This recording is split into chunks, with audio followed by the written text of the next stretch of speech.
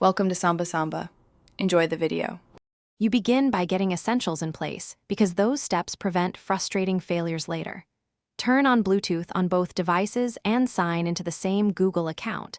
This lets Chromebook discover your phone and share features. Open Chromebook settings and choose Connected Devices to start setup now. While you're there, keep both screens active and nearby. Once done, the Chromebook will scan for devices. Select your phone when it appears, so you can move straight into granting the permissions required for integration. Now focus on the more detailed linking steps. This is where permissions matter. When the phone shows a pairing request, confirm the code and accept the Bluetooth connection. Next, the Chromebook will prompt to enable phone hub features like notifications, recent Chrome tabs, and SMS.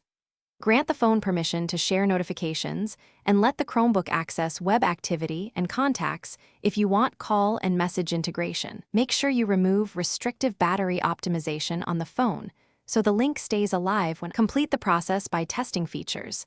Send an SMS from the Chromebook, accept a call, and confirm notifications appear.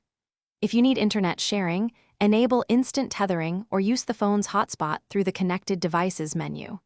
If things go wrong, first restart Bluetooth on both devices and retry pairing.